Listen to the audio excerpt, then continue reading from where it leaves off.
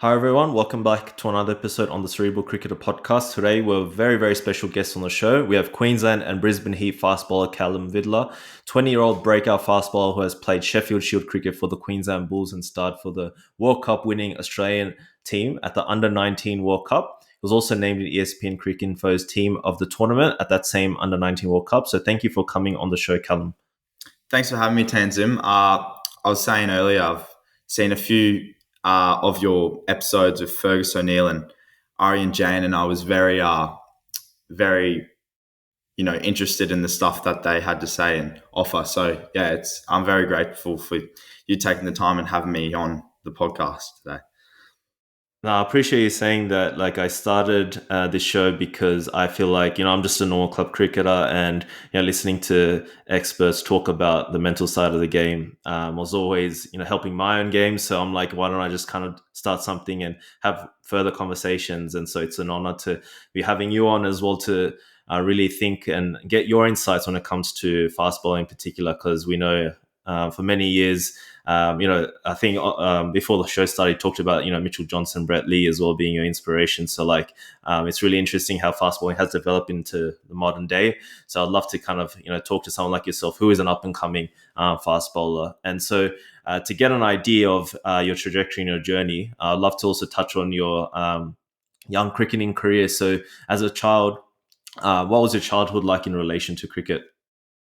Yeah, I think it's pretty standard in terms of, like being an Aussie growing up playing cricket. So it started in the backyard with my dad, and then I started playing under eights, under lights at Valley District Cricket Club. So that would have been, I don't even know how many years ago, but I've, still playing at Valleys now. So I kind of found the love for the game young and loved sport, loved competing. And I was just lucky that I got to be all right at cricket. And, I can say that I've played a little bit of professional cricket. It's pretty cool.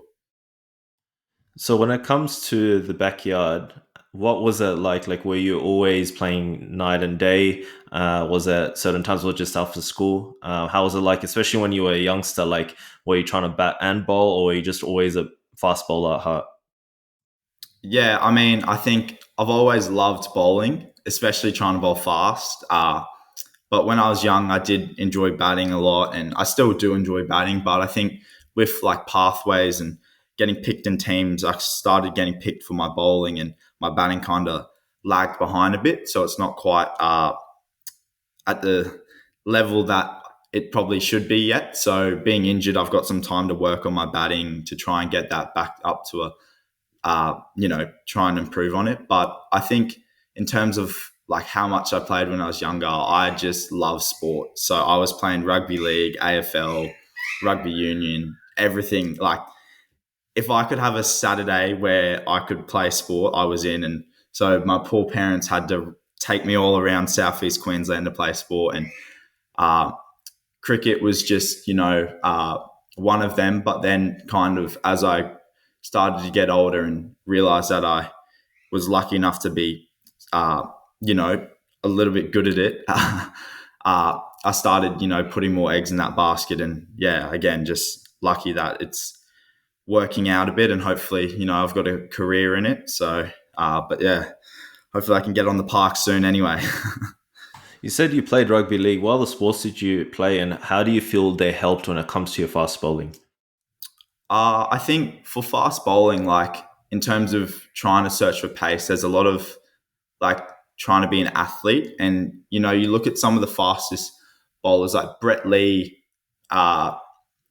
when he was younger, he wasn't quite that built. He was very wiry. And like Brendan Doggett, who hopefully plays in the first test, he's an athlete. If you've ever met one, does triathlons and all that. And I think to be a good fast bowler, there's a lot of like athleticism that comes into it. So the sports I played, rugby league, basketball, all those, at the time, bit sad that I'm not a rugby league player, but I don't think that was ever going to work out. But just being able to play those sports and build some athleticism and have a base there, I guess really correlates to some fast bowling, whether that's like being a bit more explosive or I don't know. But yeah, I do feel like there's a bit of a link between all the sports I played have helped me be fit and be a fast bowler.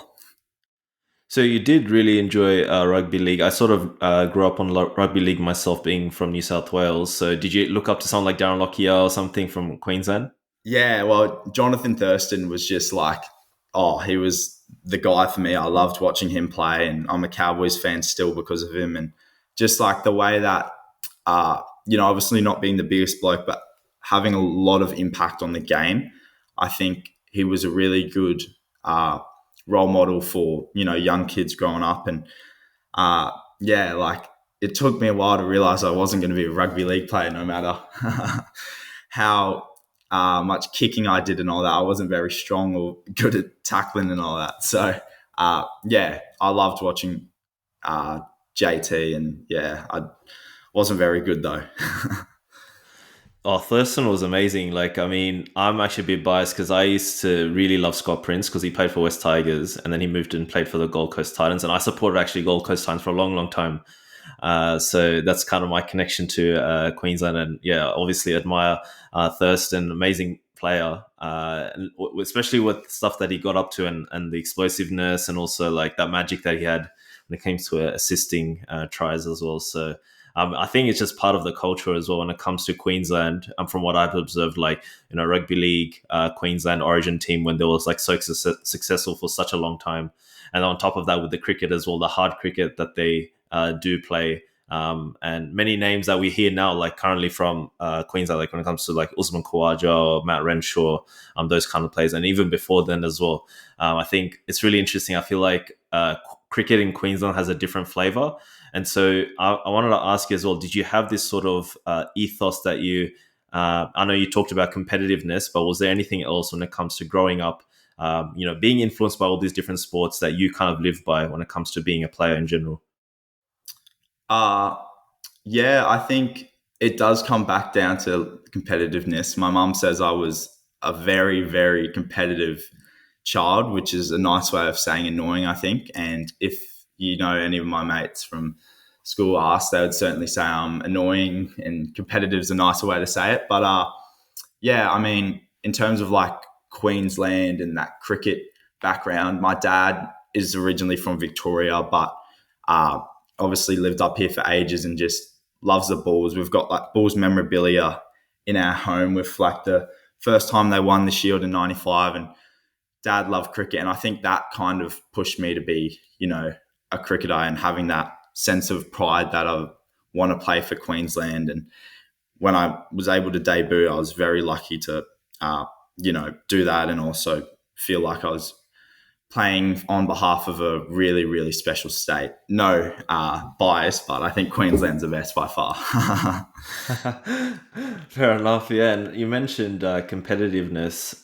Do you feel that was something that is inbuilt within you? That's something you've just had as a result of nature, or is it something that you were nurtured as a result of what you were talking about, like your father, or become in regards to Queensland cricket or the other sports that you did play?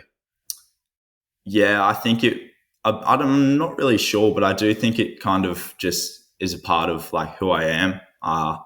When I was playing rugby league, when I was playing AFL basketball, it didn't really matter if I was the smallest or skinniest. I'd, go in there, get whacked and give it my best shot. And I think that's just kind of how I've been in terms of competing. And on the cricket field, like, how we talk about mindsets and stuff. I think I've been working a lot with James, the sports psychologist in Queensland cricket, to try and, there's a difference between competitive and emotional, and making sure that you really direct your focus and your, competitiveness or, that extra adrenaline you get in a game to the right things, and not getting caught up in the emotions and going away from your game plan. So I think in terms of like competitiveness is one of the things that I really want to strive my like type of cricketer I am. Like, he's a competitor, but I also think that there's the learning into how to, control your emotions and use this extra adrenaline you get or whatever to make sure you're still doing the right thing for your team. And, not getting carried away trying to bowl big, greedy innings or anything like that.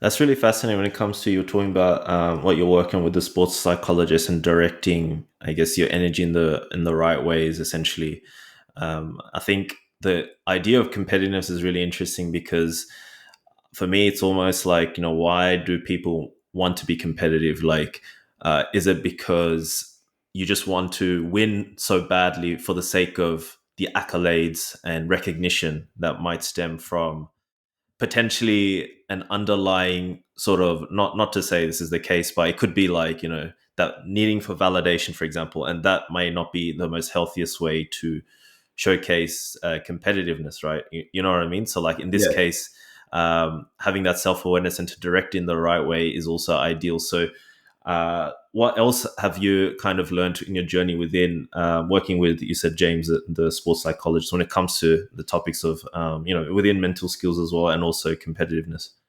Yeah, I mean, I think when you say you're working with a psychologist, a lot of people automatically put that as, oh no, you're working on like something's wrong. But at the start of the season, I kind of set out at Queensland Cricket to, I've been lucky enough that I've got a bit of talent with being able to bowl the ball fast, but I want to start building those one percenters and really be the best cricketer I can be. And I felt like, that mindset stuff is one of the things that is the reason why Josh Hazlewood, Pat Cummins, and Mitchell Starc have played, 250 tests between them and taken as many wickets as they can, because they've got all the skills, but then they've got that mindset to go to the next level. So I started seeing James, from the first week of preseason, and we started going over ways that we could, because it was sports performance, like enhancing psychology. So it was to, how could I be a better player? And so I think, when it comes back to that competitiveness, it was about identifying parts in the game where I can be, caught up in the moment and see red or get white line fever.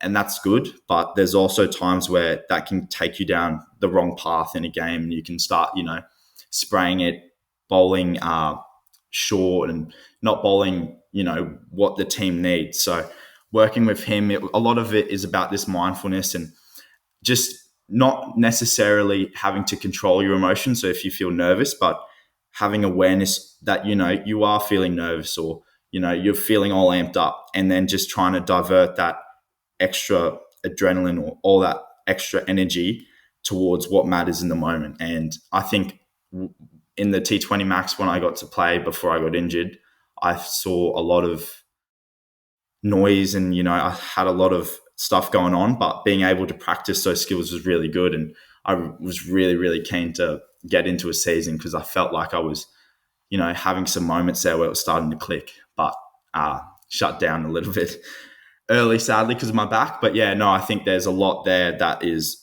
awesome in terms of the sports mindset and psychology point of view. So There's a lot to actually unpack there. I might start by asking, as a bowler, what sparks a bowler, especially yourself being a fast bowler, to see red, as you just mentioned? Like what makes them, what makes you, for example, see red, or put you into that state of mind when you're bowling? Like what actually occurs from a context perspective during the game that makes you see red? Well, I think there's like the difference between seeing red and being, like amped up and ready to give it your all. And so at the start of a game, start of an innings, I'll be amped up, got the new ball in my hand thinking, how good's this?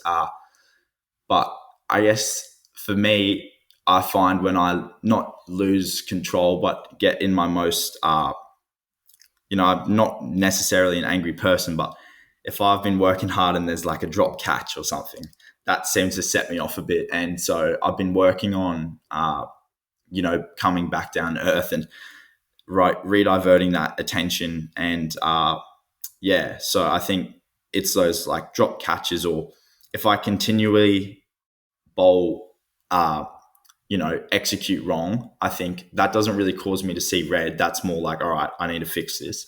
But I think drop catches or things not going your way, like that frustration can start to really amp you up. So Okay, definitely. I mean, I can imagine with fast bowlers, right? Because I'm not a fast bowler myself. Actually, I was when I was younger, but not anymore these days. And as a bowler, you have to work hard. You're running in, you're steaming hard. You're definitely working more harder than most players. And so when you see a catch go down, especially if it's an easy catch, naturally, you have that emotion of frustration. So, what mental skills, from what you're describing, have you put in place to counteract that? So to make sure that you don't go down that line, or kind of redirect in the right way? Like, what things have you put in place from a mental perspective to make sure that your head's in the right direction? Yeah, well, I think working with James, this was one of the big takeaways I had, and that's mindfulness. So kind of being able to understand in the moment. All right, like uh, so say I've just bowled a ball, drop catch. All right, I'm feeling really frustrated here. I'm getting real angry. And then so that's the first step in identifying it. And then whether that's a technique of some people use breathing, other people, like to feel the ball in the hand, or just a deliberate mindfulness technique to help bring your attention back to something. So that's like, for me, I feel like that's just uh, taking a deep breath and looking at the ball and being like, all right, let's stay present now, forget what's happened. And then that next step is then taking that attention that you've uh, put focusing on the ball or whatever. And now it's like, all right, my next goal, I've got another ball here. I want to hit the top of off. How do I do that? Think of my cues and then just run in. So I say that, it sounds like a pretty straightforward routine, but it's very hard in the moment to be like, all right, I'm amped up here. Let's just bring my attention back. So I think identifying it is the first skill, and being able to, identify, all right, I'm amped up here is where that starts. And that's how you can start bringing your attention back. And it's certainly a skill I could keep working on, because I can turn into a different person on the cricket field sometimes when I get the ball in hand. It's really interesting because when what you're describing as well, like that frustration, I think people can just apply to all facets of their life. To be honest, because life can be hard for most people, and go through things that will be incredibly frustrating. And sometimes it's easy to let out an outburst or be angry externally, but having those cues as well, just to redirect our focus in productive ways, is extremely important. So it's not just something that you can apply on the cricket field. I think it's just in all facets of life to redirect it in a productive way. And that's why I love cricket so much, because there's so many lessons you can take from it and apply to life essentially. And so I wanted to also ask, however, because you're trying to redirect it, that energy in the right way.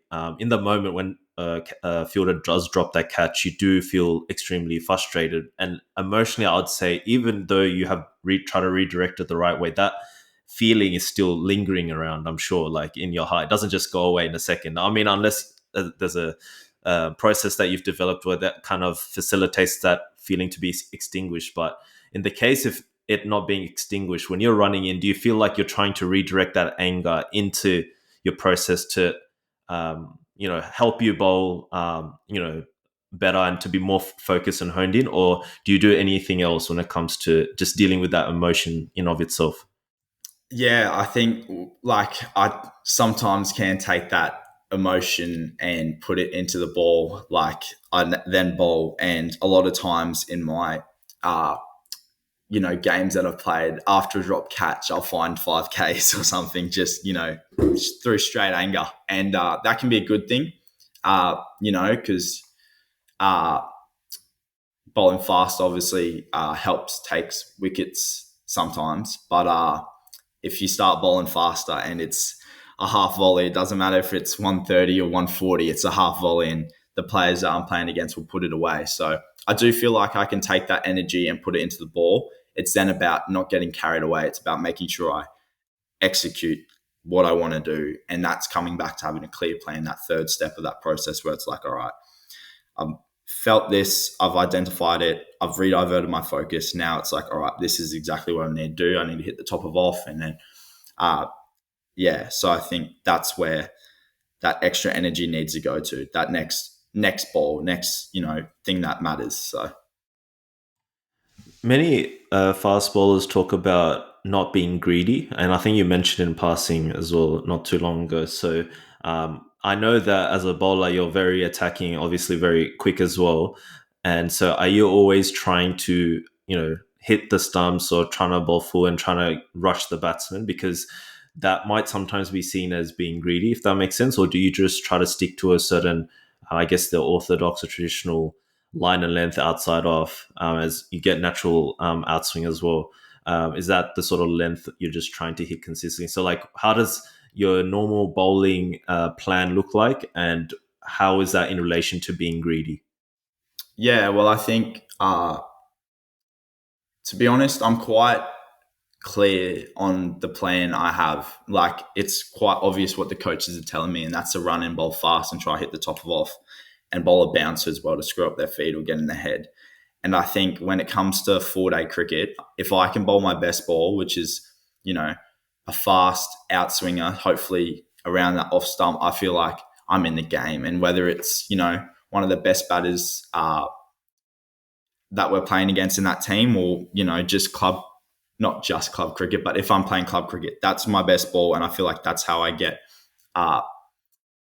wickets. And so in terms of greed, I'm not really thinking too much about bowling in any or setting them up. I'm just thinking about, if I bowl my best ball, I can get anyone out.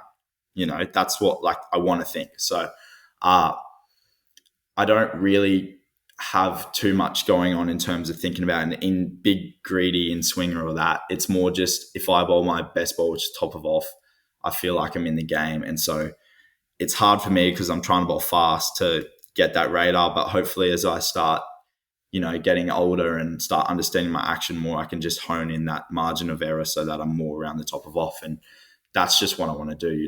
The top of off is where everyone gets their wickets, brings in all of the modes of dismissals if you're hitting the stumps, and also having a little bit of shape away. So, in terms of greed, I just feel like it comes back to hitting the top of off. So, I'm not really thinking about a big greedy Yorker too often. And what's interesting is because growing up, and I've heard this so much as especially when with other fast bowlers or other coaches talking to young fast bowlers, is that sometimes naturally as a fast bowler trying to bowl quick, the line and length isn't going to come straight away, right? So when the coach, for example, is coaching some 12-year-old kid, and seeing that the coach, first thing I've never heard too many that keep saying, keep bowling fast. They're just always like, no, you have to slow it down, bowl top of off, and, keep it to that length. What's your take on that? Because when I've started getting advice from higher level cricketers, it's actually the opposite, where it's like, no, you bowl as quick as you can, try to bowl as fast as you can, because that's a rare art in of itself. And then once you kind of get into it, have your own system and build a process around it, then hopefully that will facilitate the accuracy later down the line. So what's your take on that? Yeah, I'm obviously very biased, but I'm massive on, like, if a coach should never be telling a young kid to slow it down. I feel like the pace is so rare, and when someone's through the growing stages and real young, the kids, they should just try and bowl as fast as they can. And because in terms of the professional scene, you've got Fergus O'Neill and Xavier Bartlett, who still bowl fast, 130, 135, but they've got so many more skills than I will ever have. Xavier can swing it both ways, hit a dime. Ferg O'Neill seems to nip the ball both ways. He's a genius. If I were to go back and try and bowl slow it down and try and hit a spot and try and be skillful, I just don't have that skill. So my point of difference is to bowl fast. So I feel like when you're coaching young kids and a kid can seem to bowl fast, but has a bit of issue with where the ball's going, if that guy can't hit the pitch, well, not hit the pitch, but if he doesn't know where it's going, there's cues and stuff you can teach him. Don't tell him necessarily to slow down, because then that's taken away from that point of difference he could have, which is pace. And I think there's a lot more skillful, more accurate bowlers out there than me, in terms of the ones I've said. But hopefully my point of difference to get picked in teams is to bowl fast. So if you were to tell a young 14-year-old Callum Vidler to slow down, I think I'm not a professional cricketer because I don't have those skills. So I'm very, very against it. And I think that if someone's got, pace at a young age and it's quite raw, just let them, bowl as fast as they can, push the speed gun up, and then you can slowly learn your gears and start bowling more accurately as well. So. And what was that journey for you? How did that look like as a kid? Were you always pushed towards bowling fast, or is that something you acquired over time through practice, or did you just naturally have it as a kid? Yeah, I think my action kind of just has been pretty similar since I was quite young. I just loved being the fastest in the, young teams and stuff, and having a little bit of fear or whatever. And I think anyone really told me to slow it down. I think I had a very good system of coaches around me growing up that just, wanted me to bowl fast. And I didn't really have a bowling coach either, but in terms of my father, who obviously taught me how to bowl and all that, he would just tell me, we want to see you bowl fast. So we'd be at like the ground and he says, all right, just bowl fast today, like have some fun. And I think that's kind of where that's my point of difference. That's how I'm lucky enough to call myself a professional cricketer, not because I'm any good at batting or any good at, hitting the spots, because I can bowl fast. So I think in my, growing stages of cricket, I was very lucky to have good coaches around me that just told me to let rip.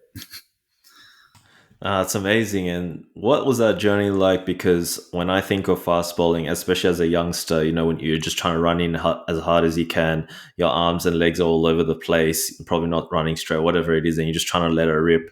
And then obviously I would assume over time it becomes more of a refined process or more methodical approach through coaching and the people around you. So how did that journey look like? Like, did you start off in a way where, I don't know, the coach would be like, you're bowling fast, but you're doing things in a way it shouldn't be done because, I don't know, it could be for injury reasons or because of sustainable reasons, or because, fixing this part of your action will help you bowl faster. And then you just had to keep practicing and practicing. So what was that journey like? In terms of my actual action, I haven't really had a lot of, as of until recent years, a lot of changes in it. When I was younger, I used to hop.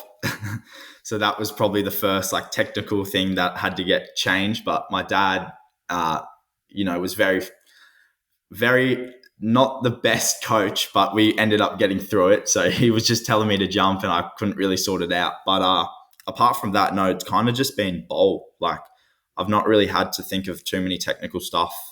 Like I haven't had a back injury until now. So I've been very lucky in that space. And I feel like hopefully I'm one and done here as well with my current injury. But yeah, like in terms of, this is a bit off not off topic, but you know how we talk about like throwing arms around. I was a bit more like trying to hit, I wasn't very accurate, but I knew where it was going, trying to hit the stumps. And then I played my first grade game actually at Valleys, fourth grade on the second field. And I'd bowled my first spell and I was just bowling some skinny little outies and, it wasn't overly quick. But then I came on the second spell and it was kind of like this moment where it clicked for me in my first grade game. I'd come back on, I was a bit tired and I just started like throwing my arms up and ripping down and like ripped my front arm down and pulled my hips through. And I found probably, 10 Ks in a game and I kind of haven't changed since. Like I throw my body around when I bowl and I still have, don't quote me here, but an idea where it's going. And then from that day, I've kind of, started to give more intensity in every ball I bowl. And I guess, I don't know when that was, maybe when I was 15 or 16. And since I've just been, trying to bowl fast. That's interesting because that sounds like more of a light bulb moment when it comes to bowling and your action and what allows you to allows you to tick the most as well. And was that something as well people around you in the team noticed when he made those that subtle difference when he says, ripping your front arm and then your hip as well following through? Yeah, I think it was like I'd bowled with the new ball, so I was probably just floating it a bit, and then I came back on, and I think I had a couple drop catches and slips and gully because I'm probably standing a bit close compared to where I first, my first spell or second spell. So, yeah, I don't know. I just feel like that moment was where I kind of, clicked a bit. And whether it was, the cue of like just running and pulling the arms down, and I was kind of thinking about throwing them up and pulling them down. But just since then, I don't really have to think about it, but I guess I'm still doing it because I've got a little bit of pace. But yeah, it was a cool moment. And I guess like I'm a bit biased here now, but that's why I think playing men's cricket when you're young is so like much better for your development in terms of as a player. And, there's a lot of school cricket, a lot of underage stuff that goes on, but I learned probably the most in terms of my game playing men's cricket. And that's why I think it's such a cool thing to have that experience of playing men's cricket when I was young. It's interesting you actually bring that up when it comes to playing men's cricket, because that's something I actually made a mental note of when I was interviewing a lot of other cricketers I've spoken to as well, because they've said that from a young age, if their dad was helping them or training them, they'd make sure the father would make sure that their son is playing against men from a young age. Because now, even for example, when it comes to park grade cricket, a lot of the older people play. Like it's really good even for a youngster to just play opens grade and just to get stuck into that, even if it's at 13, 14 years of age. Even though it's just park grade, it's still like you're playing against men. Like even though from a skills perspective they're not fully amazing or whatever, they might be 40 years old, 45, whatever. They still have a lot of cricket nous that can be picked up on and something you can learn from, as opposed to playing age group cricket. So that's really interesting you say that as well, because that's something I've noticed from many in players I've interviewed. They've gone through that same trajectory as well, and obviously why they're so good as well. That I'm sure that's part of their journey. Having that experience with playing against older men from a young age. And what's interesting as well, you talked about intensity as well when it comes to your actions. So is that something that you actively try to incorporate into each delivery? And if so, do you have any mental cues to ensure that you have that intensity each ball? Because it can be exhausting, can be it's not easy at times to maintain intensity all the time. Yeah, I think it comes back a little bit to the gears stuff that I kind of touched on earlier. Like, I think if you look at not Aussie, but certainly one of my idols, Dale Steyn, he could bowl, 145 plus, but he also hovered around high 130s, 140s when he needed to. And so you want to push that high speed, be able to bowl really fast, but then you're also kind of in that, you're still bowling fast, but you have a bit more control. So I feel like, when I have, say, the new rock and I'm bowling, I've got the ball swinging, so I can kind of bring it back a little bit because I'm quite, happy that swing will hopefully bring me into the game. Whereas when the ball gets a bit older and the air's out of it, that's when I feel like you can lift. And that's where I talk about being impactful for the team. That's where being slightly faster, I can try and, create something there when necessarily the ball's not doing much or the wicket's not got a lot. And so that's where you kind of go up the gears. But also in terms of intensity, like being on the sidelines now and having been injured last year of osteitis pubis, when I got the ball in my hand, it's like you can't take it for granted how good it is to be bowling and be on the park. So whenever I see, a batter down the other end and the pitch in front of me, I just love bowling. So, I feel like I'm always going to give 100% when I'm on the field, and being injured and, not being able to play just makes me more hungry to get back out there and bowl. So Definitely. And I might actually touch on some of your specific games that you've played.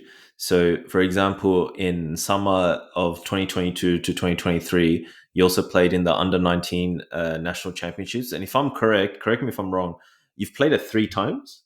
yeah, Is that correct? I played last year as well in Adelaide, which was a bit of a circle moment. And so so you first played in the under 19 championship at the age of 17, then, if I'm not mistaken.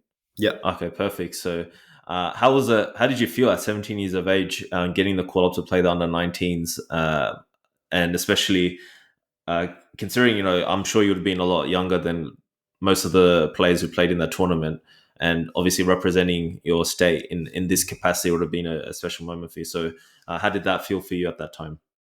Yeah, no, it was really cool. And the best part was Ryan Harris was a coach. So when I talk about Mitchell Johnson and those other bowlers, Ryan Harris is up there as well in terms of my idols growing up. So I was stoked. Like I'd been in the 17s training squad, but then I was lucky enough to get the call up to go down to Adelaide with the 19s boys. And yeah, like it was one of the coolest, like my first national carnival ever because COVID kind of ruined the 17s for me or 15s. So we didn't have that. But uh, we had some awesome players in that team, like Hugh Weibgen, obviously having a bit of a breakout season as we all expect him to do because he's such a good player.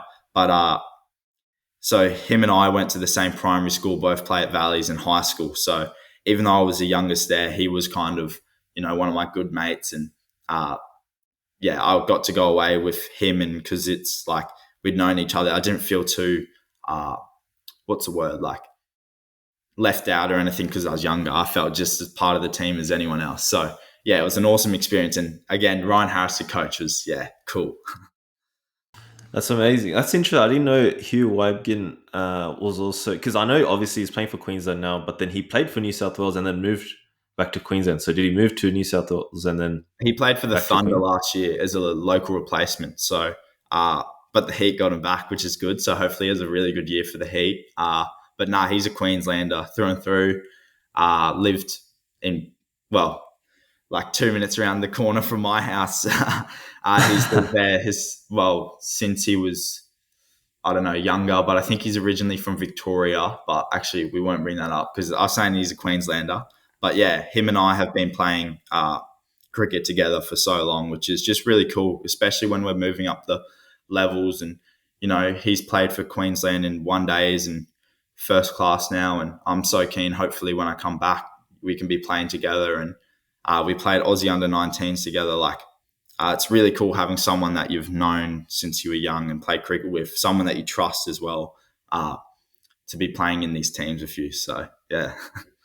Yeah, he's a gun as well. I've been following him for some time. Like I even killed it recently when he played in England, I think, as well. He did a in the recent winter season as well, and as well he was in the under 19 team of the tournament as well. I think he averaged 50 or so in the under 19 World Cup. So he is gun player to look out for. And speaking of gun players, you said that your coach at the Carnival is Ryan Harris. In the recent interview I listened to on Willow Talk, Kevin Peterson talked about how the hardest bowler he's ever faced was Ryan Harris as well. So, what learnings did you take away from him when it comes to bowling in particular, and what insights did you get from him in general for your cricket? I think like Ryan Harris is one of the best bowlers, ever. The way he was able to swing the ball and still bowl fast was just, incredible. And his wrist was so good. It was almost like, it was quite funny because his wrist is so good. I don't think he realizes how good of a bowler he was sometimes. Because I remember like first session, he'd come up to me and ask me, just bowl an outie. And like, I had no idea how that worked because for him, it obviously had come so easy and he's so good at it. So like, it was quite funny at the start of our like relationship as his being coach. It was a bit hard for him to actually like provide value to me because he was so good. He didn't really know how to like tell me to bowl the outie. But then as it kind of went on, he was just so good for the game in terms of, that competitiveness. He certainly has that fire when he's playing for Australia or even coaching. He G's up a fair bit. So I think, yeah, like I learnt so much. I think the most important lesson though just comes back to bowling fast, like, and hitting the top of off and being able to know that you can have an impact in a game. No matter where we are, hopefully a couple wickets away from, changing the game. And I'm one of those players that can try and change the game. So I thought he was awesome for my development as a bowler, and it's a shame that he went to South Australia and beat us in the Shield final. That's crazy, yeah, like full circle moment in some sense. And in that same under 19 carnival, you took a 3 for against Northern Territory and a 3 for against New South Wales. So, what did you feel like you did right as a youngster to get those 3 fors against good teams? I'm not sure. I think just bowling fast, I guess. I had really good bowlers around me that built pressure, and I'm kind of lucky to be in those scenarios where there's bowlers like Cody Reynolds, who played in the Aussie 19s tour to England. We had Tom Balkin, who's now contracted at Queensland, very, very fast as well, but he was just coming back from a sickness, actually, that tournament. So he had to play a different role where he kind of hit the spot a bit more. But on Tom, I reckon he's in for a breakout season this year. Once he gets back on the park, he's been having shin splints. But yeah, he's so exciting. Sorry, I'm a bit sidetracked. He's going to be an exciting young cricketer. Like, bowls fast and like a little bit shorter than me. So he just hits the stumps, if you know what I mean, like skids it through. And he's got very good wrist as well in terms of skills. Ryan Harris, because he was our coach there, was really impressed with the way he could swing the ball both ways. And I'm really excited to see Bolks be on the park soon. But yeah, it's just, I think I'm really lucky that I had those bowlers around me that were able to build the pressure, and then I was able to come on and just, get lucky, bowl fast and couple cut shots, get nicks or something. I don't know. It's amazing. And, the time when you played against New South Wales, it was against the likes of Sam Konstas, Harjit Singh, William Selzman, Joel Davies, so some good players there. So did you know them at the time? Because some of them you've also played with them in the Australia under-19s. Yeah, no, because it was my first national carnival. Like, I had no idea who most of them were. I knew who Joel was because, everyone was talking about him being a Thunder player and all that. And we'd heard rumours of Sammy being a prodigy. And I think just quietly, that's probably one of the best New South Wales under-19 teams that they'll ever have looking back when, their career's done. You've got Sam Konstas, Will Salzman, Charlie Anderson, Tom Straker. Tom Straker's up here in Queensland now. So a very, very, very good player.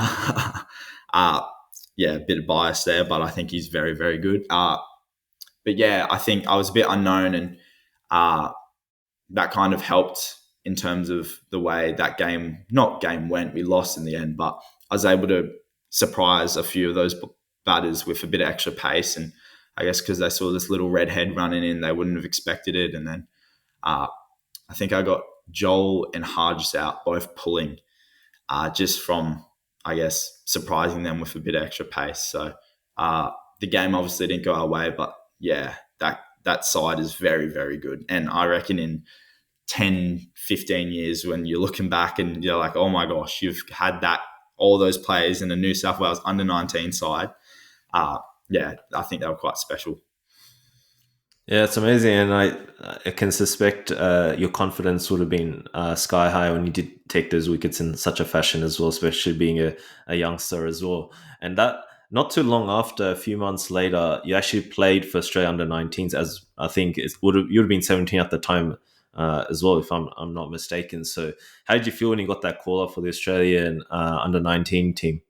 Yeah, that was one of the coolest moments I guess I had, because it kind of went from being cricket is like the hobby to wholly, like, wow, cricket could be I could play cricket, after school and play properly. So got told I was a replacement after the carnival, which I was stoked about.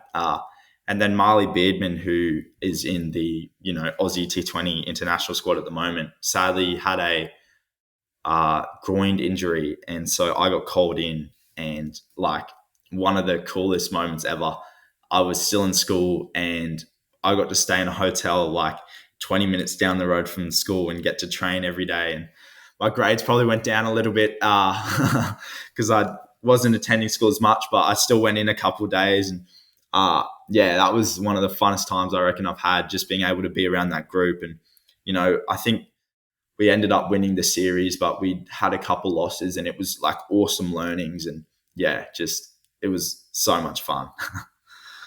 That's amazing as well. And a few months down in September 2023 as well, you played in England versus England. So the earlier the year, you were playing England under 19s in Australia, and then in September, you're playing them in England. And so was that your first overseas sort of tour? And what was that experience like getting to travel, training with the under 19 players? Yeah, that was my first trip. And yeah, it was so fun. I mean, just the people that we had on that trip, like Sammy. I remember we played a trial game at Loughborough University, and that's when we were like, well, for me, I was like, wow, like Sam's good, because he started, playing ramps and just hitting the ball everywhere, and yeah, like the team that we had was so good, and just being in grade 12, getting to miss school to go travel across the world to play cricket, like I don't think you could have had a better experience. And I missed all my mock exams or trials, I think they call them in New South Wales. And so it was a good time.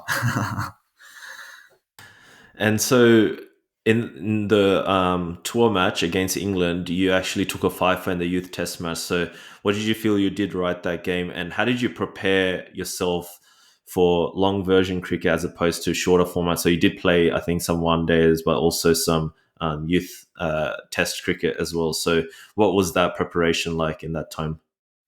I think I learnt the hard way in 4 days on how to, get through them, because I played one in Australia in that series in the start of the year. I think it was January, Feb. And it was my first 4 dayer. Day one was fine. Day two was fine. Day three, dehydrated. And so I didn't really take care of my body that well. And so I started falling apart a bit. Or I think it was day four. But so I learned the value of, refueling. And so I wasn't eating breakfast properly because I was,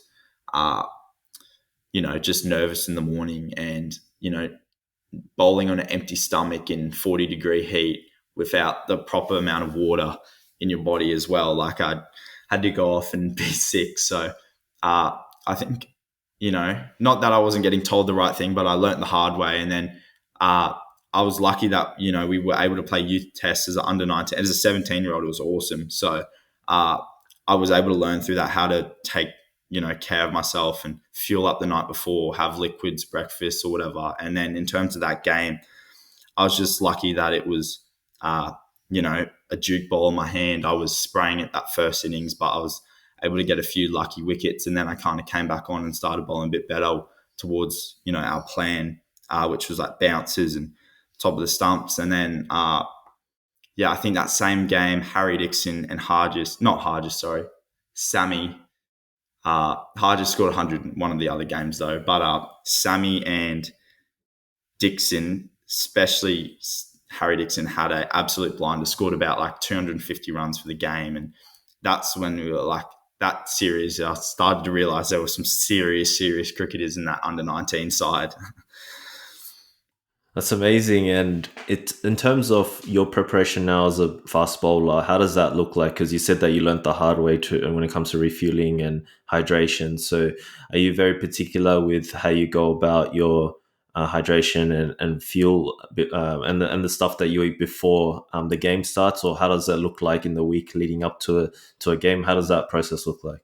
Yeah, I think it's kind of understanding what suits you. And for me, I'm not a massive breakfast guy. Like I'm not going to smash down 4 eggs and toast and bacon and all that. So I like to, we've been working a lot with the dietitian at our Queensland Cricket, Courtney, who's been very, very insightful for me and a lot of the other boys in the squad. But it's, fueling the night before with the right carbs and the right lean protein. And then day of, I'm big fan of all the protein liquid stuff.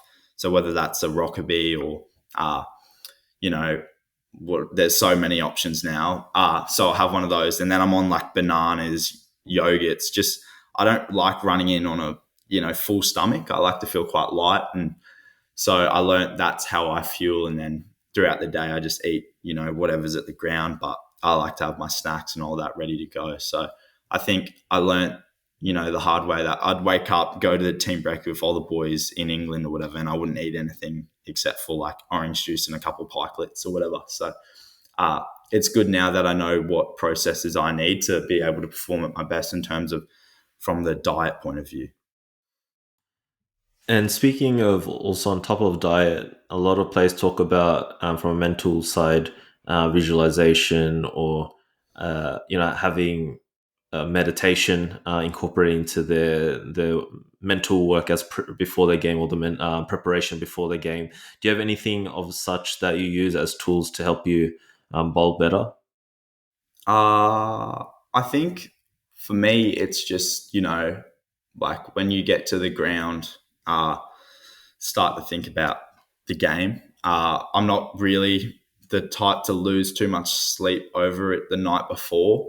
I feel like I need to get a good night's sleep, otherwise I'll have more head noise when it comes to the game. But yeah, I like a long warm up so that I can feel my body get ready and really feel like I'm ready to go. And then kind of before I go out, I'm a bit more quiet and reserved than I probably am in general. And then I feel like once I bowl the first ball, I'm on, if that makes sense. There's a bit of sometimes that's why I have a longer warm up so that I'm ready to go from that first ball because sometimes it takes a while for me to warm up in the game to like find the length. But I feel like now I know that I'm more of a fan of a longer warm up. And then, yeah, in terms of meditation or visualization, I'm just more of a go with the flow. And when I need to switch on, it's about diverting that attention to what matters. So. And in terms of planning, making plans for certain bowlers, for certain batsmen, is there something that you go through with I don't know, team analyst prior to each game? Is that things that you talk about with the captain when it comes to approaching certain bowlers, because certain batsmen? Because I think it's a balancing act. Because I think everyone's very different, right? Like I don't think telling everyone, oh, you need to analyze each batsman and then bowl like this to each batsman and then go about your work, and doing it for every different batsman you bowl to can be a bit of an information overload. So sometimes, some people thrive off it, but then sometimes, it's best to be as simple as possible, knowing, works best for you, and knowing, your best ball is the one that most batsmen can't play anyway. And if there is a situation where a batsman might be on top of you, then adjusting at that situation, go off gut feel, whatever it is. So I want to understand how you go about it. Do you do one or the other, or do you incorporate both? What's your sort of strategy when it comes to bowling plans and strategizing before the game and applying it during the actual game? Yeah, I think like in terms of the person I am, I'm quite nerdy, love looking at the numbers and all that. But the second you put a cricket ball in my hand, something changes where it's like, the competitive spirit or whatever it is. Like I'm just keen to bowl. So I think for the most part, it's about keeping it simple. And it comes back to that, my best ball. I do like to look at how batsmen have gotten out quite recently as well to see, if there's any major flaws or ways that they're getting out, and so that I can kind of incorporate that. But I think the main thing I'm thinking about is, my best ball, and not to sound like full of myself, but being fast, I'm kind of going to, being a bit faster than other people, like trying to be the fastest bowler, that, like just trying to be a fast bowler. I kind of bring in different dismissals than say someone that, can set them up with 4 outies and an innie. I'm trying to think of, just bowling fast, and say I bowl a cut shot, but I just, they go to play it, but it gets on them a bit quick. That can kind of cause wickets for me anyway. So I think, I just come back to that best ball. And then we do have like bowling meetings a lot though. And for me, I take away, top of off, bouncer, all that, whether they like the bouncer as well, something I quite like to look at. And then the other thing is like plan if they get on top of me, right? Now what can we go to? So when they first come out though, my main thing is just, my best ball. So I don't think there's a lot of value in me getting too caught up in the numbers and all that. So you mentioned in the bowlers meetings the thought about having a plan B. So how does your plan B adjust according to the type of batsman and what they're playing best? Like how does that? Because I suspect from what you're saying, plan A is essentially your best ball, and then plan B is something else. So how does that plan B look like? Yeah, so plan B is like each batter will kind of look at. So if we go to the Shield final, Alex Carey played, and he is so good at cricket uh, and so good at batting. So he was, on top of me. The ball had stopped swinging. Karen Rolton gets quite flat, and so uh, first innings we'd spoken about our plan B, like how are we going to get him, and that was just going across him. So I was going to bowl over the wicket across him and set a field there, have two out on the leg side, and just hope that we'd incite a shot out of him because, he probably likes to score quickly considering he's so good. So I was lucky enough that even though it was a rank ball, it was towards our plane, which is across him, and it was short and he chopped on, trying to pull it to the leg side, which was open. So, yeah, like we kind of have those plan Bs when we talk about it. And Marnus, even though he's not a bowler, he's always in there in the chats, and he has a lot of ideas and plans that he likes to think of. And uh, I'd say a lot of the time they're helpful. Sometimes they're not, but a lot of the time they are. It's amazing, and I might actually jump to the Shield final since you've brought it up as well. It's interesting because you said so to Alex Carey, you're trying to bowl it away, which would be then and would it be an out, because normally obviously to a right hander you're bowling an outswinger. So to him, Yeah, are you trying to bowl it away from him as well, like an in swinger to the right hander and outswinger to the left hander? not really, because with the new ball, I kind of get that shape where it goes out, but the ball started to get old, and I kind of get more of that power fade, or when the ball gets really old, a little bit of reverse, but it's always in. So towards for a left-hander, it's going away from him, but also like just the angle across. So even if I bowl that one where it's an outie, it because of that angle, it kind of just holds its line rather than goes across. So it brings in, if I get that right on fourth stump, maybe, well, it's probably hitting the center of Alex Carey's bat if he's batting, but, it could bring in another option of a wicket or whatever. So I think when the ball's old, I kind of power fades and scoots a bit right. So that was our plan to just, me come over and rip down the ball and it fades a bit right. And yeah, I mean, again, like wasn't the ball for it, but we still had a plan. So kind of grateful that it worked out, and didn't quite work out second innings anyway. That's because I have actually here. I was listening to the Willow Talk, and Brad Haddon did a short segment called "Who Will Be Australia's Next Fast Bowler," where he actually talked about it. He said, if you watch any of the Shield final, it was a placid wicket, but Callum was rushing Alex Carey. He's someone to really have a close look at. So, how did you feel at the time? If you've come across that clip, how did you feel listening or hearing those kind of compliments and positive comments from ex-Australian players? Yeah, no, that's pretty cool. Like I'll actually do like listening sometimes to the Willow Talk podcast. They have some pretty cool guests, and I think they're very, they get some cool guests, but they also have a lot of knowledge in the people that are always there with Brad Haddon and that. Uh, but yeah, like I guess I think that came out in earlier this year, but I was injured, so I love hearing that. But I still feel like there's a lot for me to prove, and being on the sidelines at the moment, it just makes me more, not frustrated, but geez, I'm keen to get back out there. And every day I'm in the gym and every day I'm doing my rehab running, it just, there's a fire burning for me to just get back out there and play some cricket. So, yeah, I'm always grateful for people to say nice stuff, but I feel like I haven't done a lot yet, and I'm just keen to get back out there. No, that's fair. And because when you played the Shield final, I have it here that it was your third Shield game, actually. And you're suddenly playing for a title. So, what was the nerves like in the preparation and the lead up to that final? And because you took a 4 for 33 in the first innings, and we obviously talked about Alex Carey, but also Nathan McSweeney, who's played for Australia. So, yeah, walk us through that kind of period of preparation in the lead up to that final. And also, I guess, the plan. So I know you talked about Alex Carey, but also someone like Nathan McSweeney. Yeah, I mean, we played them the week before actually at Karen Rolton. So, uh, and that was flat.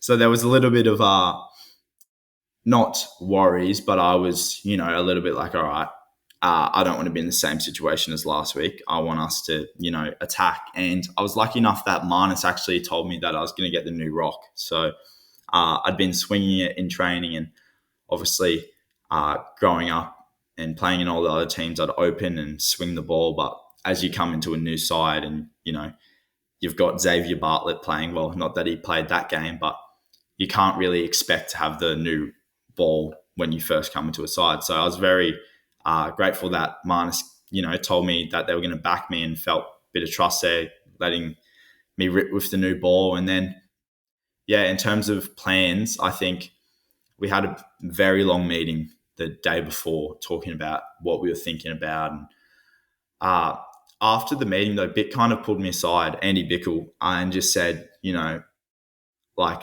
this is good and all, but if you just bowl top of off with the odd bouncer uh, at your pace, hopefully, you can get some wickets anyway. So we had this long meeting, and then it kind of went back to, hey, mate, don't lose sight of, what we want you to actually do. So, yeah, I was just, lucky that it kind of came off. I got the ball swinging, and yeah, just happy that they backed me. And when it comes to Nathan McSweeney, we wanted him to play the ball early because he's obviously a very good lever, and once he gets set, he's, a very good player. So for me, I started coming a bit wide of the crease to him.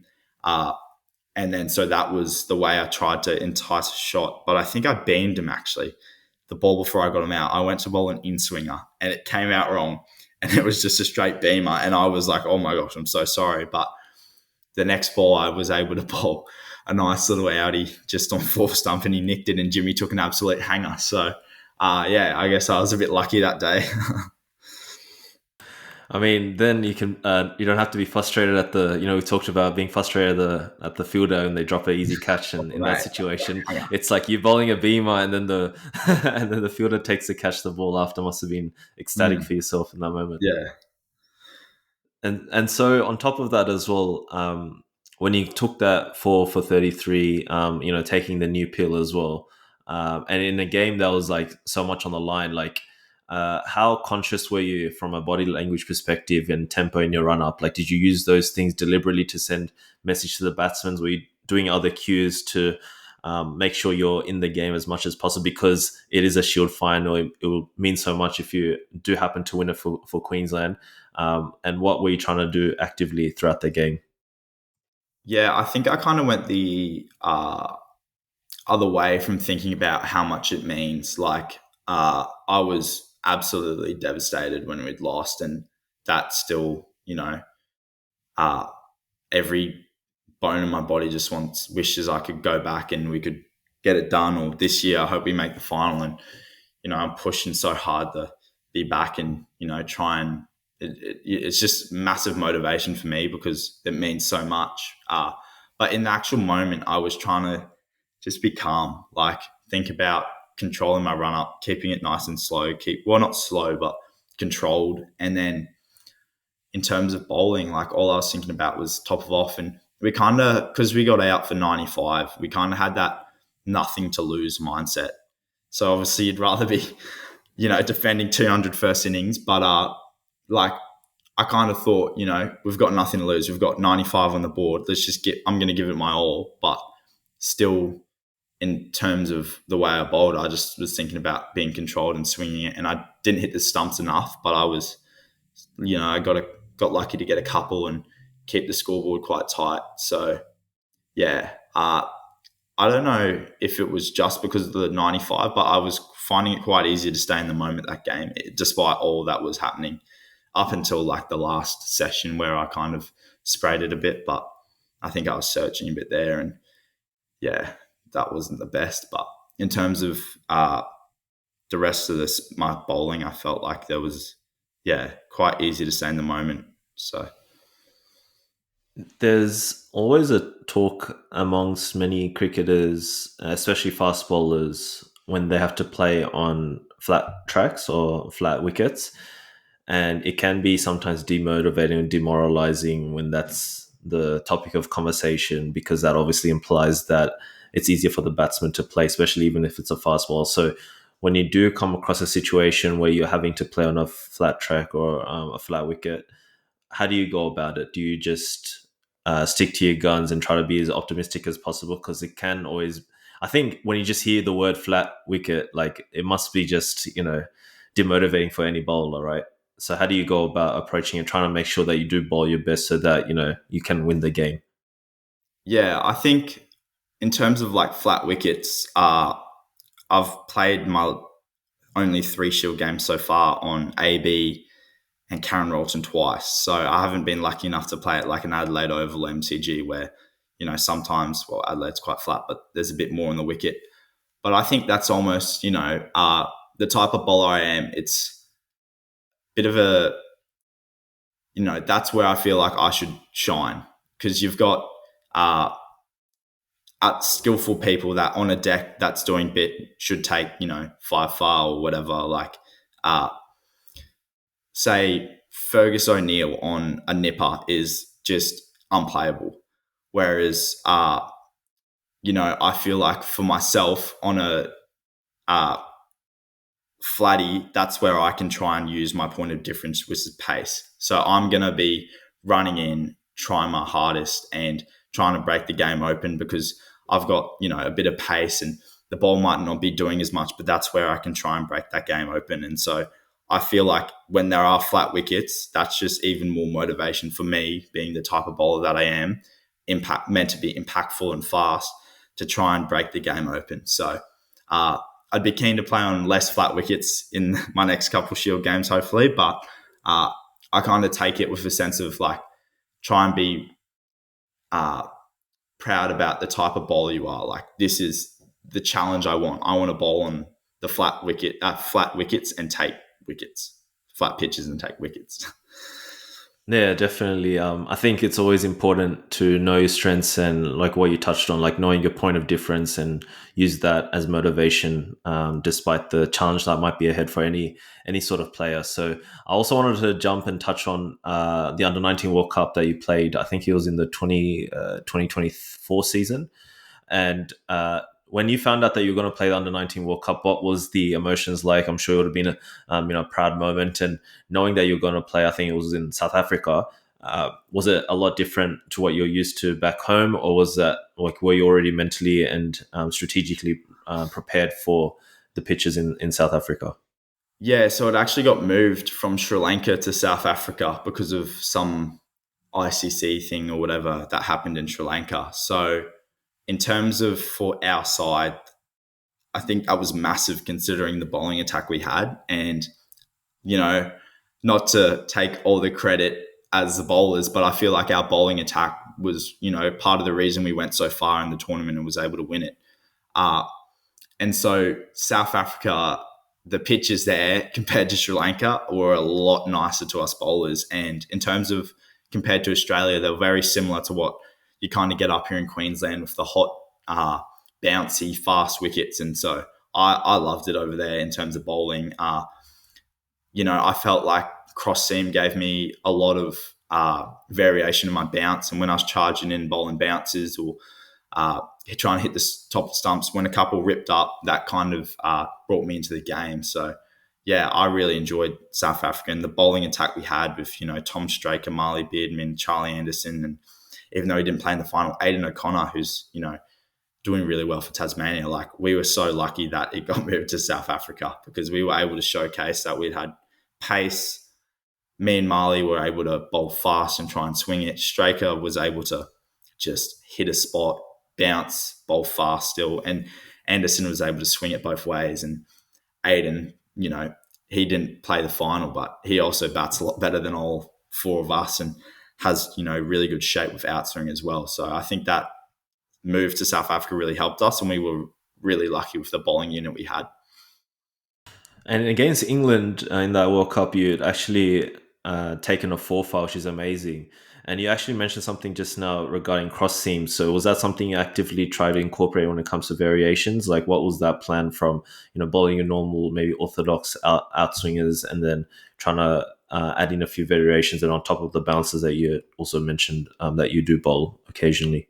Yeah, so, well, I seem to bowl the bounce a bit more than occasionally when I was over there. I loved bowling a few bounces, but no, I think because they were quite tired wickets, we'd played a lot of cricket on them.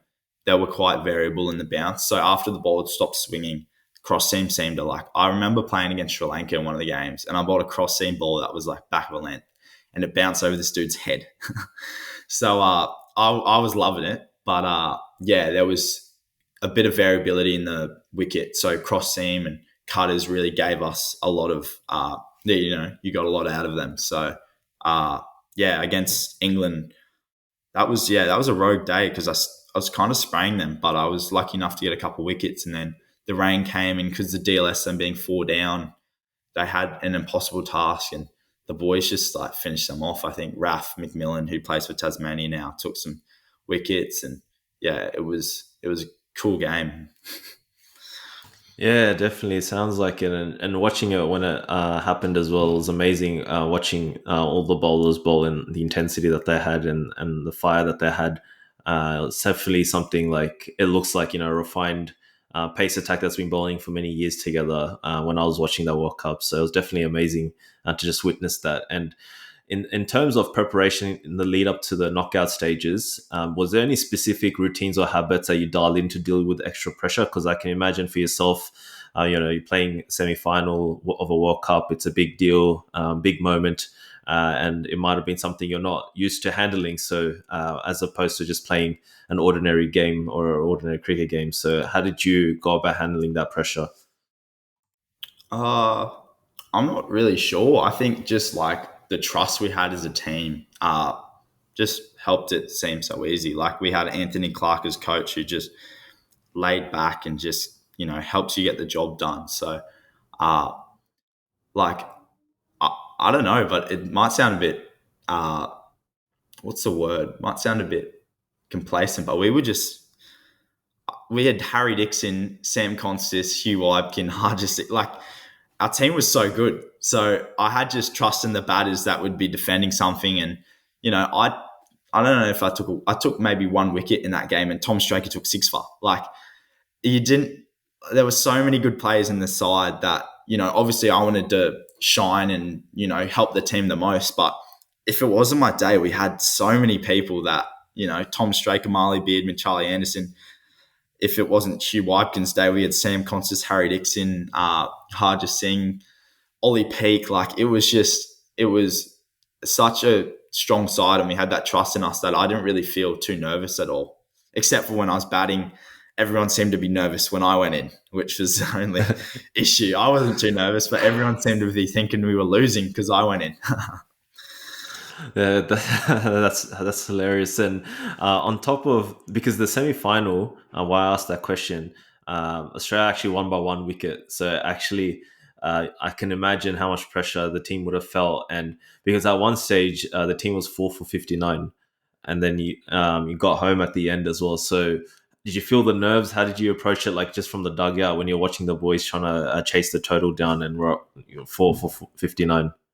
Yeah, I mean, there was a bit of nerves just being the final, but I think, like we had a run out and there was a bit of, collapse vibe, but I think Ollie Peake just steadied the ship in that game, and so did Harry Dixon. Just a couple of Vicks, sadly.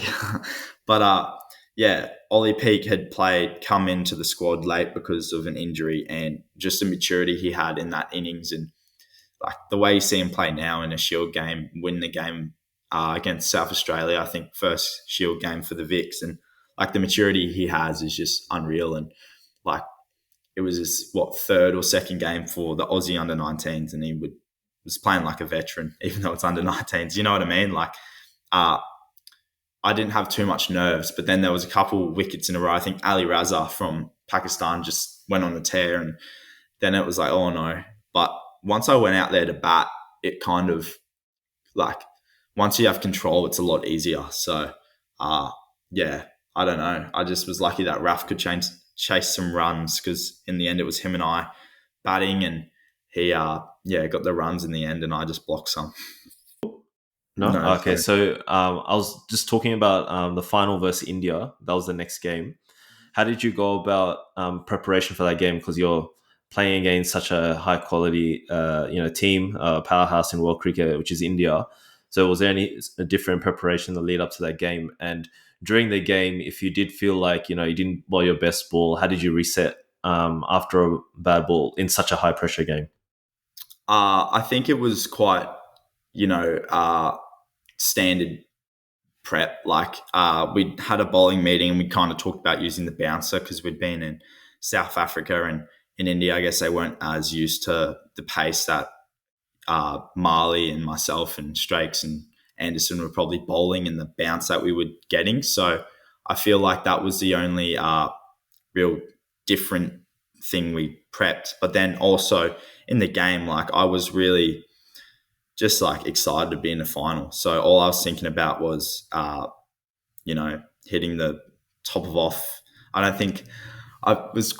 I think I bowled one in swinger the whole opening spell out of my 6 overs. So I was really, really trying to just set it up and help the team win because like it helped that Marley came on and just sorted us out in the end. But uh, yeah, like I just wanted to win so bad. I was just lucky that the boys we put 240 on or whatever, and the boys got it done. So in terms of resetting, I didn't really have to think too much. It was just like, how good's this? And then just what's my next ball? What's the plan? And what was the celebrations like after you won the tournament? It was actually like in my part, it was really bad by me because I got told, I think the day before the under 19 final that I would be going to Adelaide with the Queensland squad and not that I was going to play that game, but I was in line to soon debut for Queensland, so I was really really nervous about that. And like I think I was one of the first to bed, which is really really sad because we just won the World Cup for under 19s. And so yeah, like the other boys certainly made up for it and had a late night, and I think we played golf the next day, which was good. But yeah, I would just had too much panic about playing for the Bulls that I didn't really kind of. When we talk about staying in the moment, I was well in the future, worrying about having to face like Lance Morris if I played in WA or something like that. So uh, yeah, it was very very good by the boys, but on my part, it was quite disappointing. And so did you like have to fly back quickly and because of that potential playing for the Bulls at that time? No, I just flew when we got back to Sydney. I flew straight to Adelaide, and then I ran drinks with Jack Wildermith, and I put on one of the worst performances running drinks I think they'd ever seen because I was jet lagged and just lying on in the dugout asleep half the time. And Marnus is asking for some numbers of gloves, and I'm giving out the wrong ones. But I think the boys ended up winning in Queensland anyway, and I made a fool of myself the night they celebrated anyway. So I think I made up for it. It's really crazy. Yeah, that story just when it comes to playing the World Cup final and then straight into the Queensland team and running drinks and all that. And what was that experience like? Just being alongside players and perhaps even maybe if you trained before then with players like Xavier Bartlett, Michael Nisa, Kawaja Renshaw, Labuschagne. Playing it with or alongside such great players with such knowledge who've played for Australia. How did you take it in? Like, who did you feel like you benefited from the most, and what learnings did you take from those kind of players? Yeah, I mean, it was like unreal. I'd just gone from South Africa and getting to hang around like all these blokes my age that were just keen to be there. And then I went to Adelaide and it was like Marnus, Labuschagne and yeah, Zave and all them. And I was like, oh, geez. And they were all so welcoming, which was awesome. And like Jack Wildermith is from Valleys as well. And he kind of, looked after me when I was there because we were running drinks together. And he was really, really inviting when I first came into the squad. And I'm really grateful for the way, he treated young 18-year-old that was quite, very, what's the word, not street smart. So I was doing a lot of dumb stuff. Well, not dumb stuff, but like just easy to be picked on as I should be for the stuff I do. But yeah, no, it was nice to have those guys that I'd played club cricket with, and kind of looked after me. And then all the older boys and big dogs, as I like to call them, were really inviting anyway. So. Was there any particular player that you related to and felt like you learned the most from?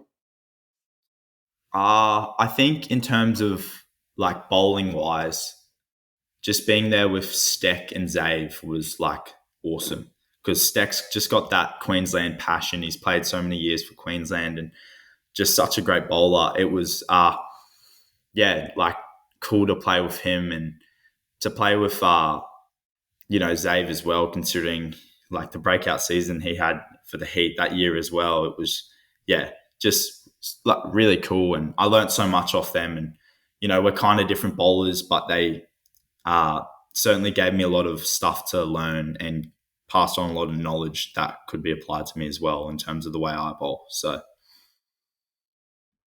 Yeah, that's amazing. And what was it like bowling to such, I don't know if you had the opportunity then, but you would have, I'm sure, by now bowled to, the likes of Usman Khawaja or Labuschagne in the nets. And I assume as a young kid, you want to bowl in your fastest to try and impress these players or try to take their head off. I don't know what goes through a fast bowler's mind when you're bowling to such great players. Like, how do you approach that situation? What do you feel like you try to do in training, and what sort of words of encouragement do they give to you as well? Yeah, no, they're cool to bowl too. Usman wasn't around a lot that year because he'd been, I don't know, probably playing for Australia, scoring runs. But he was around the start of last season, so the year after, and I got to bowl him a few times, and you just learn there's like levels to this. He's just so good, and so is Marnus. Like he just. I really hope he has a good summer because he puts so much effort in and like loves cricket so much. He's just such a good person having your side, and just loves cricket. So I really hope he has a good summer. But to be able to bowl to them is awesome. You learn so much, and they're telling you where you're releasing the ball, like which way is it swinging, why it didn't swing. And it's like, wow, these guys just see it better than I do. That's for sure. And what other aspects did you observe that make them so good, or the observations they make that make them so good, that you've tried to incorporate? Like right now, you just said, I guess, the observation levels, the experience, obviously top notch. Was there anything else that they were doing differently that you've picked up that makes them so great? I think like Usman and Marnus are kind of, different ends of the spectrum in terms of like the way they go about it. Like Usman's so chill, so relaxed, and just in terms of the way he plays, he hits the ball so late, which is why I think he's so good. And then Marnus is just out there hitting balls all day. Like there's nets sessions that go for 3 hours and he bats twice in, each slot, and then he's there after for another hour. So I feel like, I'm not saying Usman's not driven at all, not driven as much, but I feel like you've got Marnus who just worked it out, and then you've got Usman who just has that ability to bat all day and just, focus on the ball, watch the ball and play the ball late. So I think when it comes down to like the point of difference, as I touched on with like Pat Cummins and Josh Hazlewood, they're just able to execute on and on. And the way they do that is being able to be present, I reckon. So Usman's just so chill, and maybe he doesn't even have to think about it, but he just watches the ball and so present. That's why he's so good. And for Marnus as well, he's just, watching the ball and thinking about all these different aspects of the game as well. Like, he's just so switched on when it comes to cricket. He hits a cover drive and say there's, me fielding there and it goes to my left. He knows I'm right-handed, so he's going to take it on because he knows I won't throw it in time, or he's probably run onto me anyway because he knows I'm not the best fielder, but he's just another level in terms of the cricket knowledge and game awareness. Yeah, that's amazing. And I'm sure as a bowler, the more you bowl to these kind of batsmen, the more, you just learn and keep improving. And it would be such a privilege just to, get insights from them, from the horse's mouth, so to speak, as well. And I know you've been so generous with your time. I'll ask a few questions before we wrap up the show, because what's interesting in regards to when you played for Queensland, not much longer, even after the World Cup, under 19 World Cup, you'd versed Sam Konstas against New South Wales, right? So how was that experience like? Like, you celebrated winning a World Cup with him, and now you're like, oh, I don't know about celebration. You're sleeping early, but you didn't get to do that. But then now you're, playing against him for New South Wales. It's kind of like a weird world the cricket can be, right? Like, your teammates one moment, and then you're like playing against each other the next. So how was that like, just bowling to him after winning the World Cup? Yeah, I mean, I forgot to mention he also flew back business with the coach a day earlier than all of us in South Africa because he had to get back for a Shield game. So we all went in economy, but we won't hold it against him too long. He probably deserves it. But yeah, no, it was pretty cool just being able to bowl to someone that I'd bowled to before. Like, don't think I've got Sam out before, but I'd bowled to him and I know like the type of player he kind of was, and he attacked me, got a hold of me a bit. I think he scored his first 50 in first class that game. But yeah, kind of just like it was almost good just knowing that I was bowling to someone that's my age, and yeah, quite easy to not easy, but like a smoother transition than I thought. So.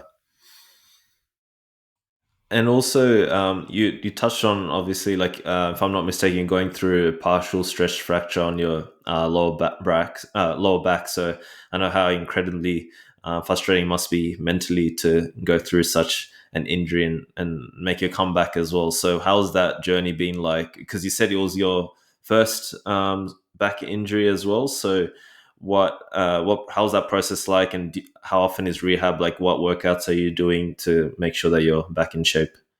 Yeah, I mean, it was like devastating. I missed out on an Aussie A trip to India, and like I was so keen to play some cricket. I feel like there's so much for me to prove, and uh, I keep getting told I'm young, but that doesn't make it any better being injured. Like I just want to be out there. But yeah, like I went through a bit of the first week it was very hard. Like I was very sad, and I went up to Harvey Bay with the boys for a trial match, and so they still took me up there, which was quite nice. So I was able to be around the team because I'm not quite the type to go away in isolation. I'm more of I love hanging around with my mates and stuff. So like not sad in terms of being depressed or anything, but I was not happy. I'd just been told my season is pretty much done until February or whatever. So I wasn't very happy, but there's worse things happening, So I was able to kind of take a step back and go away from, Callum Vidler, the cricketer, but what's Callum Vidler, the person actually do. And so I got into my uni. I'm studying finance and economics at uni. So I've been doing that quite bit more attention into that than I would have been when I'm playing cricket, and been hanging out with my mates and stuff. So it's been good to really find out like there's a life outside of cricket, but there's been a lot of learnings as well from the journey, and all it does I think is just make me more keen to be back out there. Like I can't wait till next year, till the first ball back I get, or even like my Monday, like tomorrow. I can't wait to like do another rehab run. Like I think it makes you more hungry to play. And when we talk about that intensity, what drives you to, try and perform or bowl fast in those moments, I think the time I've spent on the sideline now, when I have that ball in hand, if I'm feeling a little bit tired, I'll be like, you know what? I could be not playing at all. I could be on the sideline injured. So I think it just makes me realize not to take for granted being on the park. And, cliche, I want to come back stronger, better. And I'm just so keen to be playing cricket again soon.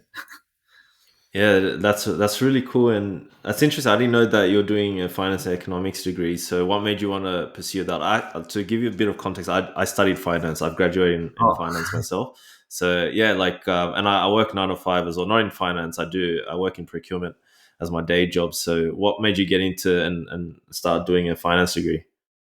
I think it was, so it's a dual degree with finance and economics, but like my grade 11, 12 economics teacher had, very passionate, and I had some mates in the class, and I just enjoyed learning about it. And hopefully I go down the path of playing cricket for as long as I can. But my mum's very, what's the word, rational and keeps me in check. And, being a fast bowler, there's a chance I get injured and injured again. So I'm going to do everything in my power to be a cricketer for as long as I can. But having a realistic backup plan is, important for peace of mind and also in case it doesn't work out. So I've been, studying finance.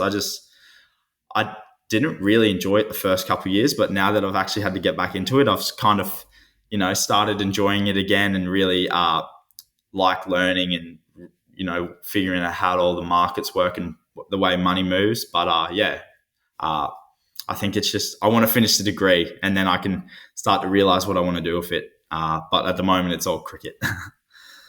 Is that something you might think about utilizing later down the line? Because I know a lot of players as well, like they try to balance study with cricket because of life after cricket, or like, utilize a certain degree and then combine it with their experience within cricket. Like, is that something you want to keep an eye out for in the potential future of life after cricket, where you want to combine kind of finance or economics or have that business mind with something to do with cricket potentially?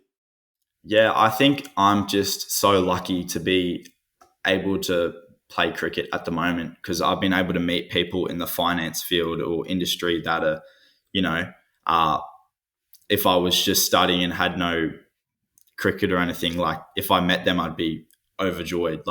So I think being able to use some of those connections that I'm getting through cricket after my career would be, pretty cool to, look into working in uh, the part of finance industry that interests me the most. And I think it's just like, I'm lucky that I have, in terms of, you talk about a point of difference in the way I bowl with pace, but I'm not going to be the smartest finance student coming out of uni, that's for sure. But I've got a point of difference with, my love of sport and being able to say that I've played cricket with some cool people. And so that makes, some finance people interested in me and then gets me a job down the line. That's just awesome. And I'm extremely lucky to be in this situation where I am able to study and play cricket at the same time. I think that's a theme of the today's podcast, like point of difference, right? Like I think for everyone it's going to be different, and it's just figuring out what makes you different compared to others and really honing in on that. I think we sort of live in a world where people are trying to become each other or trying to be someone else and not be themselves. But I think, we just all got to take a moment to step back and see, like, what do we do best and focus on that.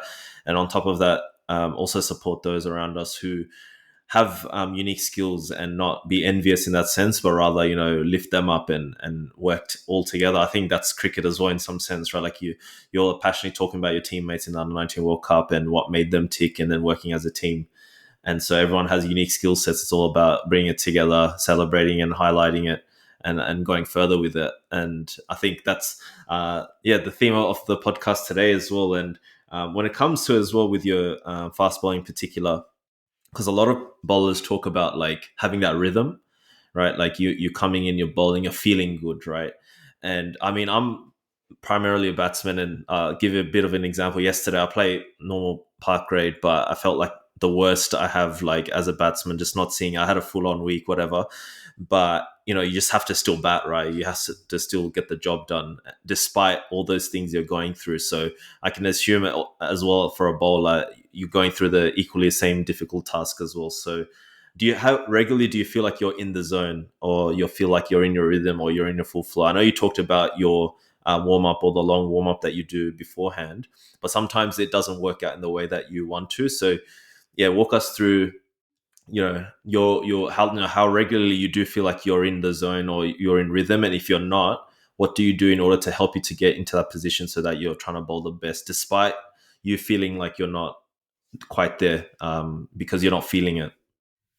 Yeah, well, that is like one of the biggest takeaways I've had with being a fast bowler is most days you're going to wake up and you're not going to feel good. You're going to be, niggle worm is going to be somewhere, you're going to feel a little bit sore, or, you're not going to have the night's sleep you wanted the night before.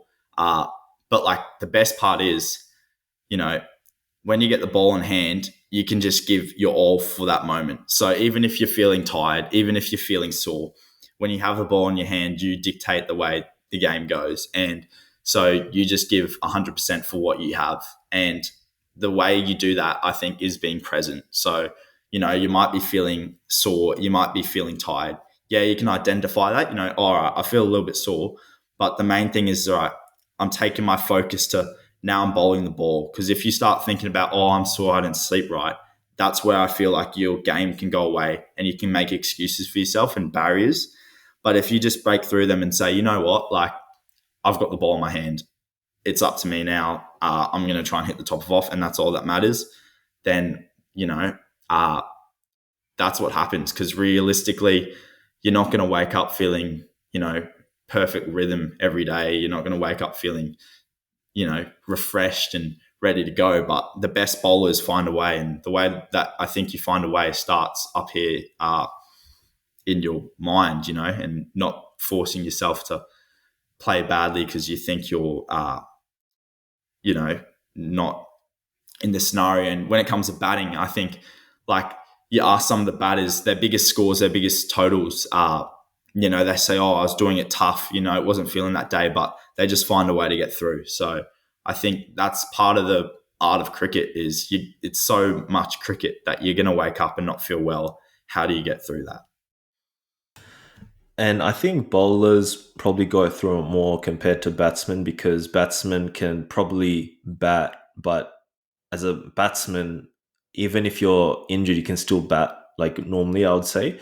Whereas as a bowler, because you're using so much of your body, it's harder to overcome some of the injuries or manage those niggles. So I think it's more of a challenge for a bowler when it comes to feeling good and trying to bowl the best as well, because they might be having some sort of niggles. So when you do feel like you're having niggles or things aren't feeling good, what do you do specifically to counteract that, to make sure that you're focused and not letting your mind kind of talk, let you think negatively? Because I can suspect as a bowler, it's like, oh, I have a niggle on my hip or whatever, and I'm running in, it feels weird. If I jump like this, I might, injure something, and then that negative thought pattern will maybe not help you to do your best. So how do you kind of navigate that situation? Yeah, I think, like, it comes back to, for me, I kind of know what works with a long run, not run up. Well, I do have a long run up, but a long warm up. So, I get my body to feel the best it can. And it goes into also the night before. So, I'm doing all the recovery techniques and fueling myself the best so that I, can, if I feel 1% less sore, hopefully that, can correlate to me bowling 1% better or whatever. But then it's just understanding, like, if you wake up and you're feeling sore, you might not be bowling as fast as you can that day. But if you can just deliver what the team needs, then, that's all they can ask out of you. So I feel like for me, I'll wake up sore. But if anything, it's like, how good's this? Now I can, push through it and like, look at the WA versus Queensland game. Games are won day 4 last hour. So, that's the time to be playing cricket. That's the time to be up and about. So if you start getting caught up in your own head, I feel like, you can go away from the actual goal, which is, to win that cricket game, to be performing, last hour of day 4. So I think it's just a challenge that you should embrace. And as a bowler, as a fast bowler, what workouts do you do in the gym to help you to bowl fast? I think a lot of leg based stuff. You don't want to lose a lot of your mobility up in the upper body. You don't want to be too big that you can't get your shoulder around your around to bowl. So I think for me, one of my things that when I sat down with Queensland Cricket at the start of this season, it was, I don't want to be as sore. I want to be able to hold my speed for longer. And part of that is my muscular endurance. And so that was in the gym, getting reps under my belt, getting strength, and just being able to build my leg muscles so that I would hopefully day 4 still have that power and explosiveness to bowl the ball fast. So, yeah, a lot of leg-based work and a lot of pulling as well, because you use your back, and not a lot of chest. And I might ask a few questions before we wrap up the show. So, who would be the toughest bowler you've bowled to? toughest batter I've bowled to. Yeah. Probably, I think Alex Carey would have to be up there in terms of that Shield final. Just with the ball losing a bit of its air and not quite getting as much shape as I wanted. Just the way he goes, like he hits the bat on the ground, like tapping the bat down so hard. It's almost intimidating. Like this guy's trying to absolutely melt the ball. So when I felt like I misexecuted, he certainly punished me. So I think he's up there with one of the best batters I've bowled to. And if anything, it's just made me more hungry to get better at bowling because I love that challenge and I can't wait to hopefully one day bowl to him again soon. And, next time, get him out. And who's the best batsman you have seen when it comes to either playing with or against or in training where you didn't necessarily might have been bowling to him, but then you just watched him and you're just like, wow, this guy's got so much time or has this elegance about his batting. So who are you most impressed with as just a batsman? I think Marnus is up there, like in terms of just watching him go about it, and that comes back to like that game awareness as well. Just seeing him push for those runs and like running twos and everything hard. But I also think that 19s team, in terms of like Hugh Weibgen, I think like watch that space because he's going to be, I reckon, a captain for Australia one day and hopefully soon because he's got so much time. He's got those game sense skills and like he's a big boy and can just hit the ball hard. So I think Marnus in terms of like from what I've seen, but I think Hugh Weibgen's on the way up there. Him and then also I guess like Sam. I feel bad for Sam sometimes because it feels like he gets so much media attention when he's, young, starting out and has, played one of the best innings on debut at MCG as well. He's also got so much time and just looks like a gun batter. So, I feel bad for keep bringing it back to that under 19s group, but I think, there's a lot of boys in there that just look, a level above everyone else.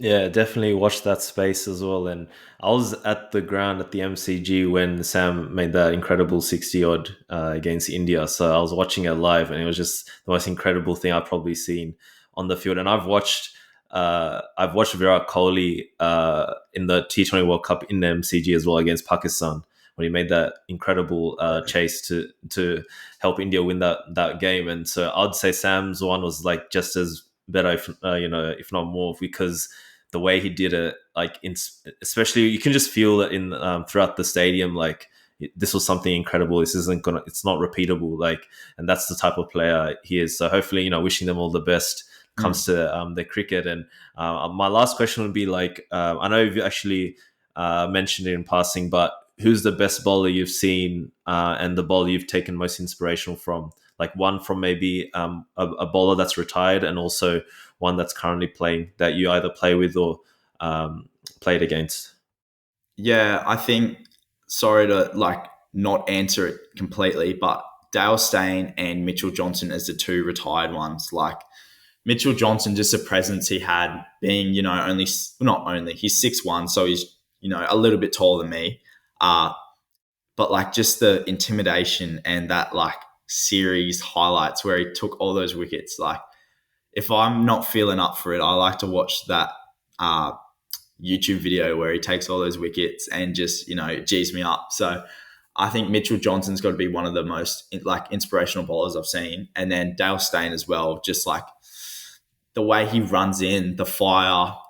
He's South African, which is a shame. If he was Australian, it'd be my favourite. But yeah, he's just such a competitor and so much shape, wrist, similar like build to me. Like those two other retired players I just look up to. And then, cliche, but Pat Cummins, like it's hard not to like the guy in terms of just the way he carries himself off the field, but also on the field. And like, just hits a spot, still fast, like really fast. And yeah, he's a bowler I've been looking up to for a while. And, I'd love the chance to meet with him and talk bowling. And I feel like I'd learn a lot of him as well.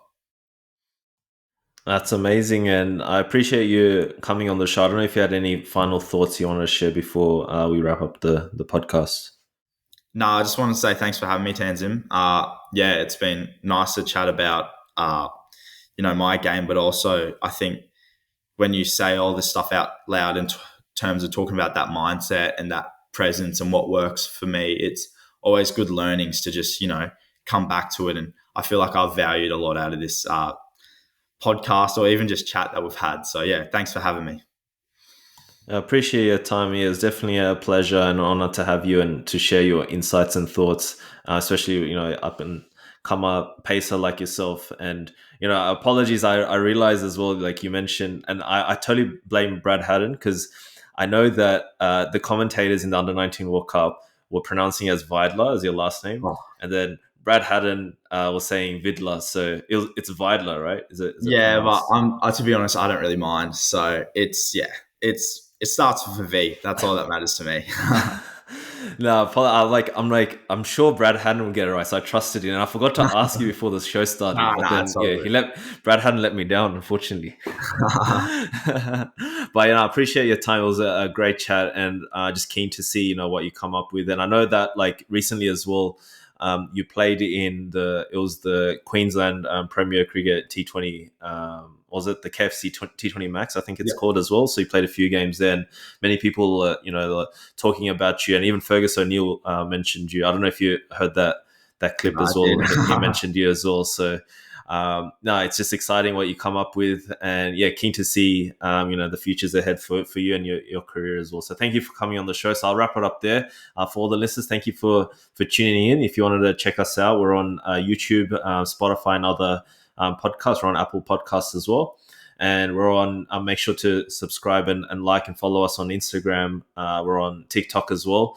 So give us a like there, share a lot of, our clips there. We make a lot of clips from these podcasts. So make sure to, share with your friends and family. So from our special guest, Callum Vidler, we wish you all the best.